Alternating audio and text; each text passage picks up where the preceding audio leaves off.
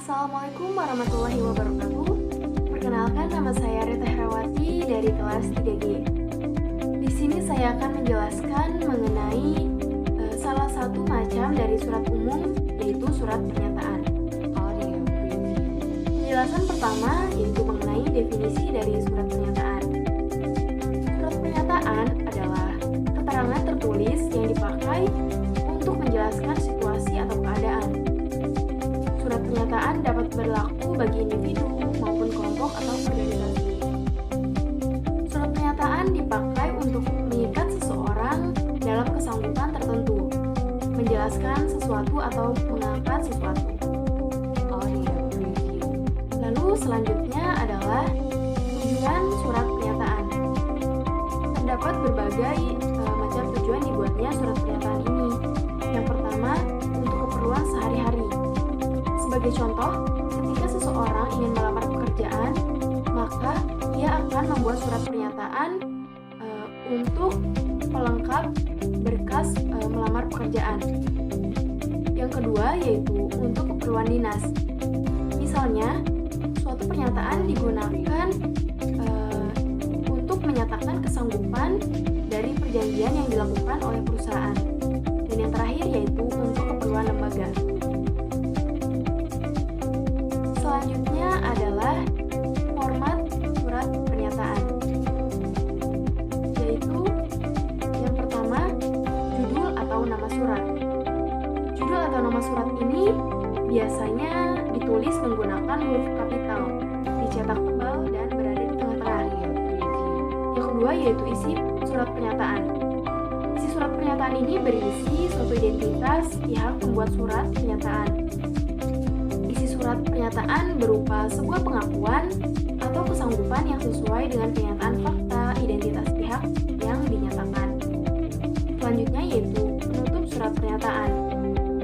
Penutup surat pernyataan ini terdiri dari tempat dan tanggal pembuatan surat, suatu identitas pembuat surat, nama terang, tanda tangan, dan keterangan tambahan seperti NIP, NIM, dan lain-lain.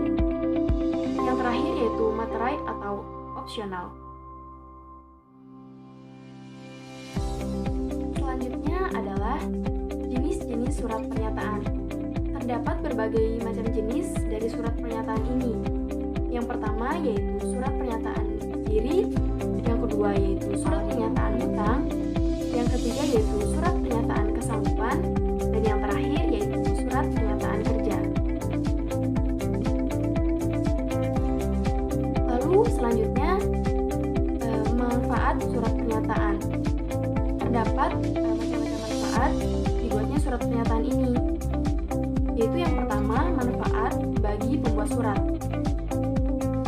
yaitu sebagai alat bukti untuk dapat menuntut pertanggungjawaban pihak yang menulis surat pernyataan tersebut bila ia mendapati apa yang ada di dalamnya tidak sesuai dengan keinginannya.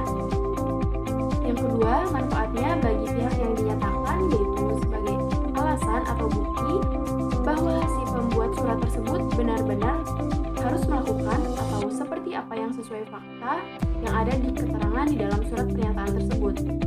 Dan yang terakhir yaitu manfaat surat pernyataan bagi penerima, yaitu untuk mengukuhkan suatu kondisi pihak yang dinyatakan atau diterangkan, bisa bersifat positif maupun negatif, bila mana pada surat pernyataan tersebut dapat dibuat oleh orang lain. Lalu selanjutnya adalah fungsi surat pernyataan. Terdapat berbagai fungsi dari surat pernyataan ini. Yang pertama yaitu sebagai deklarasi pernyataan seseorang. Yang kedua yaitu sebagai pengikat bagi pihak-pihak yang berkepentingan. Yang ketiga yaitu sebagai dokumen pendukung atau pelengkap. Yang terakhir yaitu sebagai dokumen pendukung saat terjadi sesuatu pelanggan. Lalu selanjutnya adalah contoh-contoh surat pernyataan ini. Terdapat 5 macam contoh surat pernyataan, yaitu yang pertama surat pernyataan kesalahan, yang kedua yaitu surat pernyataan lamaran kerja, yang ketiga yaitu surat pernyataan berkelakuan baik, yang keempat keempat yaitu surat pernyataan perjanjian, dan yang terakhir yaitu surat pernyataan tentang kesanggupan. Selanjutnya adalah contoh dari surat pernyataan. Seperti yang terdapat di dalam format surat pernyataan tadi, yaitu surat pernyataan berisi yang pertama judul atau nama surat. Judul atau nama surat ini terletak di bagian tengah bagian atas menggunakan huruf kapital dan menggunakan huruf tebal.